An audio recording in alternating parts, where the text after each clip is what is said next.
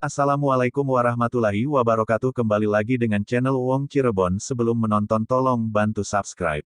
Kisah Habib Hasan bin Muhammad Al-Haddad Rodhiyallahu Bah Priok. Habib Hasan bin Muhammad Al-Haddad lahir di Diulu, Palembang, Sumatera Selatan, pada tahun 1291 1870 m. Semasa kecil beliau mengaji kepada kakek dan ayahnya di Palembang.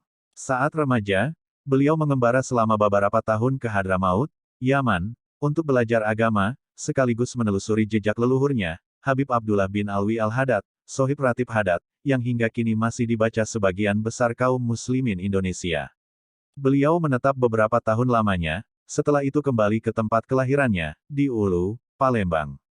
Ketika petani Banten dibantu para ulama, memberontak kepada Kompeni Belanda tahun 1880, banyak ulama melarikan diri ke Palembang, dan di sana mereka mendapat perlindungan dari Habib Hasan bin Muhammad Al-Haddad Rodhiyallahu. Tentu saja pemerintah kolonial tidak senang. Dan sejak itu, beliau selalu diincar oleh mata-mata Belanda.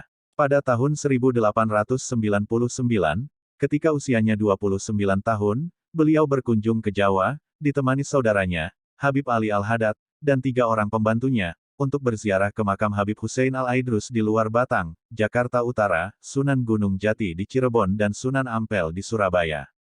Dalam perjalanan menggunakan perahu layar itu, beliau banyak menghadapi gangguan dan rintangan.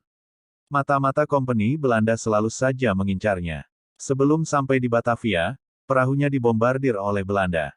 Tapi alhamdulillah, seluruh rombongan hingga dapat melanjutkan perjalanan sampai di Batavia. Dalam perjalanan yang memakan waktu kurang lebih 2 bulan itu, mereka sempat singgah di beberapa tempat.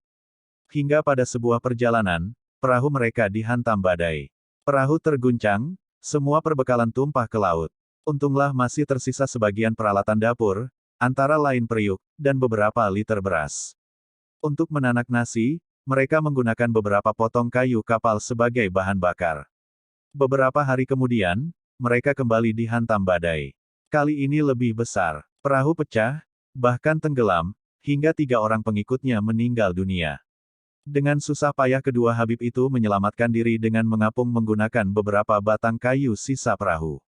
Karena tidak makan selama 10 hari, akhirnya Al-Habib Hasan bin Muhammad Al-Haddad Rodhiyallahu jatuh sakit, dan selang beberapa lama kemudian beliau pun wafat. Sementara Habib Ali Al-Haddad masih lemah, duduk di perahu bersama jenazah Habib Hasan bin Muhammad Al-Haddad Rodhiyallahu. Perahu terdorong oleh ombak-ombak kecil dan ikan lumba-lumba, sehingga terdampar di pantai utara Batavia. Para nelayan yang menemukannya segera menolong dan memakamkan jenazah Habib Hasan. Kayu dayung yang sudah patah digunakan sebagai nisan di bagian kepala, sementara di bagian kaki ditancapkan nisan dari sebatang kayu sebesar kaki anak-anak. Sementara periuk nasinya ditaruh di sisi makam. Sebagai pertanda, di atas makamnya ditanam bunga tanjung. Masyarakat di sekitar daerah itu melihat kuburan yang ada periuknya itu di malam hari selalu bercahaya. Lama-kelamaan masyarakat menamakan daerah tersebut Tanjung Priuk. Sesuai yang mereka lihat di makam Al-Habib Hasan bin Muhammad Al-Haddad Rodhiyallahu, yaitu bunga tanjung dan periuk. Konon, periuk tersebut lama-lama bergeser dan akhirnya sampai ke laut. Banyak orang yang bercerita bahwa, 3 atau 4 tahun sekali, periuk tersebut di laut dengan ukuran kurang lebih sebesar rumah. Di antara orang yang menyaksikan kejadian itu adalah anggota TNI Angkatan Laut, Sersan Mayor Ismail. Tatkala bertugas di tengah malam, ia melihat langsung periuk tersebut. Karena kejadian itulah, banyak orang menyebut daerah itu, Tanjung Priuk. Sebenarnya tempat makam yang sekarang adalah makam pindahan dari makam asli. Awalnya ketika Belanda akan menggusur makam Habib Hasan, mereka tidak mampu, karena kuli-kuli yang diperintahkan untuk menggali menghilang secara misterius. Setiap malam mereka melihat orang berjubah putih yang sedang berzikir dengan kemilau cahaya nan gemilang selalu duduk dekat nisan periuk itu. Akhirnya adik Habib Hasan, yaitu Habib Zain bin Muhammad Al-Haddad, dipanggil dari Palembang khusus untuk memimpin doa agar jasad Habib Hasan mudah dipindahkan. Berkat izin Allah Subhanahu wa Ta'ala, jenazah Habib Hasan yang masih utuh, kain kafannya juga utuh tanpa ada kerusakan sedikitpun, dipindahkan ke makam sekarang di kawasan Dobo, tidak jauh dari seksi 1 sekarang. Salah satu karomah Habib Hasan adalah suatu saat pernah orang mengancam Habib Hasan dengan singa, beliau lalu membalasnya dengan mengirim katak. Katak ini dengan cerdik lalu menaiki kepala singa dan mengencingi matanya. Singa kelabakan dan akhirnya lari terbirit-birit. Al-Imam Al-Arif Billah Al-Habib Hasan bin Muhammad Al-Hadar radhiyallahu, kurang lebih 23 tahun dimakamkan Al-Habib Hasan bin Muhammad Al-Hadar radhiyallahu. Pemerintah Belanda pada saat itu bermaksud membangun pelabuhan di daerah itu. Pada saat pembangunan berlangsung banyak sekali kejadian yang menimpa ratusan pekerja kuli dan opsir Belanda sampai meninggal dunia. Pemerintah Belanda menjadi bingung dan heran atas kejadian tersebut dan akhirnya menghentikan pembangunan yang sedang dilaksanakan. Rupanya pemerintah Belanda masih ingin melanjutkan pembangunan pelabuhan tersebut dengan cara pengekeran dari seberang, sekarang dok namanya. Alangkah terkejutnya mereka saat itu ketika melihat ada orang berjubah putih sedang duduk dan memegang tasbih di atas makam. Maka dipanggil beberapa orang mandor untuk membicarakan peristiwa tersebut. Setelah berembuk diputuskan mencari orang yang berilmu yang dapat berkomunikasi dengan orang yang berjubah putih yang bukan lain adalah Al-Imam Al-Arif Billah Al-Habib Hasan bin Muhammad Al-Hadad. Setelah berhasil bertemu orang berilmu yang dimaksud, seorang kiai, untuk melakukan hatwal, alhasil diambil beberapa kesimpulan sebagai berikut. 1. Apabila daerah tanah ini dijadikan pelabuhan oleh pemerintah Belanda, tolong sebelumnya pindahkanlah saya terlebih dulu dari tempat ini. 2. Untuk memindahkan saya, tolong hendaknya hubungi terlebih dulu adik saya yang bernama Al-Arif Billah Al-Habib Zain bin Muhammad Al-Hadad radhiyallahu yang bertempat tinggal di Ulu Palembang, Sumatera Selatan. Akhirnya pemerintah Belanda menyetujui permintaan Al-Imam Al-Arif Billah Al-Habib Hasan bin Muhammad Al-Hadad radhiyallahu. Dalam hatwalnya kemudian dengan menggunakan kapal laut mengirim utusannya termasuk orang yang berilmu tadi untuk mencari Al-Arif Billah Al-Habib Zain bin Muhammad Al-Hadad radhiyallahu yang bertempat tinggal di Ulu, Palembang.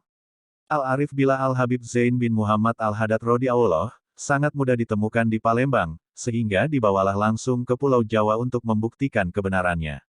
Al-Arif Billah Al-Habib Zain bin Muhammad Al-Hadad radhiyallahu dalam hatwalnya membenarkan, ini adalah makam saudaraku Al-Arif Billah Sayyidina Al-Habib Hasan bin Muhammad Al-Hadad radhiyallahu yang sudah lama tidak ada kabarnya.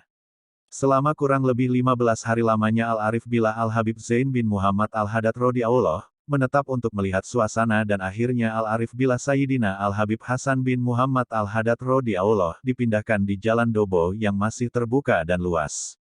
Dalam proses pemindahan jasad Al-Arif Billah Sayyidina Al-Habib Hasan bin Muhammad Al-Hadad radhiyallahu masih dalam keadaan utuh disertai aroma yang sangat wangi subhanallah, sifatnya masih melekat dan kelopak matanya bergetar seperti orang hidup.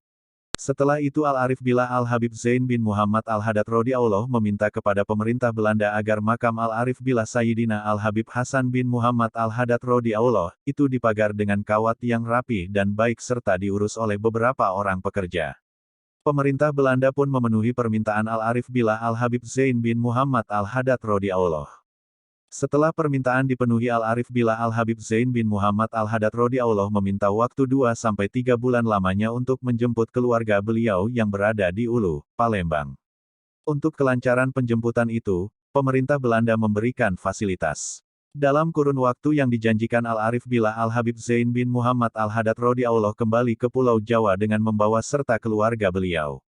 Dalam pemindahan jenazah Al-Imam Al-Arif Billah Sayyidina Al-Habib Hasan bin Muhammad Al-Hadad radhiyallahu tersebut banyak orang yang menyaksikan diantaranya. 1. Al-Habib Muhammad bin Abdullah Al-Habsyi radhiyallahu. 2. Al-Habib Ahmad Dinak Al-Qadri radhiyallahu dari Gang 28. 3. Kiai Haji Ibrahim dari Gang 11. 4. Bapak Hasan yang masih muda sekali saat itu. 5. Dan banyak lagi yang menyaksikan termasuk pemerintah Belanda. Kemudian Bapak Hasan menjadi penguru makam Al-Imam Al-Arif Billah Sayyidina Al-Habib Hasan bin Muhammad Al-Hadad radhiyallahu. Saat ini semua saksi pemindahan tersebut sudah meninggal. Merekalah yang menyaksikan dan mengatakan jasad Al-Imam Al-Arif Billah Sayyidina Al-Habib Hasan bin Muhammad Al-Hadad radhiyallahu masih utuh dan kain kafannya masih mulus dan baik, selain itu wangi sekali subhanallah harumnya. Di pemakaman itulah dikebumikan kembali jasad Al-Imam Al-Arif Billah Sayyidina Al-Habib Hasan bin Muhammad Al-Hadad radhiyallahu, yang sekarang ini pelabuhan PTK Terminal Peti Kemas Koja Utara, Kecamatan Koja, Tanjung Priuk, Jakarta Utara. Setelah pemindahan makam banyak orang yang berziarah ke makam Al-Imam Al-Arif Billah Sayyidina Al-Habib Hasan bin Muhammad Al-Hadad radhiyallahu, sebagaimana yang diceritakan oleh putra Al-Arif Billah Al-Habib Zain bin Muhammad Al-Hadad radhiyallahu, yaitu Al-Arif Billah Al-Habib Ahmad bin Zain Al-Hadad radhiyallahu. Pada tahun 1841 Al-Arif Billah Al-Habib Zain bin Muhammad Al-Haddad Rodhiallah, di Gang 12 Kelurahan Koja Utara kedatangan tamu yaitu Al-Arif Billah Al-Habib Ali Al-Haddad Rodhiallah. Orang yang selamat dalam perjalanan dari Ulu, Palembang ke Pulau Jawa, dan beliau menceritakan kejadian yang dialaminya bersama Al-Imam Al-Arif Billah Sayyidina Al-Habib Hasan bin Muhammad Al-Haddad Rodhiallah beserta 3 orang azami. Cerita tersebut disaksikan Al-Arif Billah Al-Habib Ahmad bin Zain Al-Haddad Rodhiallah. Dari cerita itulah maka dijadikannya Makib Makom Keramat situs sejarah Tanjung Priuk dalam Pelabuhan Peti Kemas TPK Koja, Tanjung Priuk, Jakarta Utara. Terima kasih telah menonton channel Wong Cirebon. Tolong bantu subscribe dan komen di kolom komentar. Assalamualaikum warahmatullahi wabarakatuh.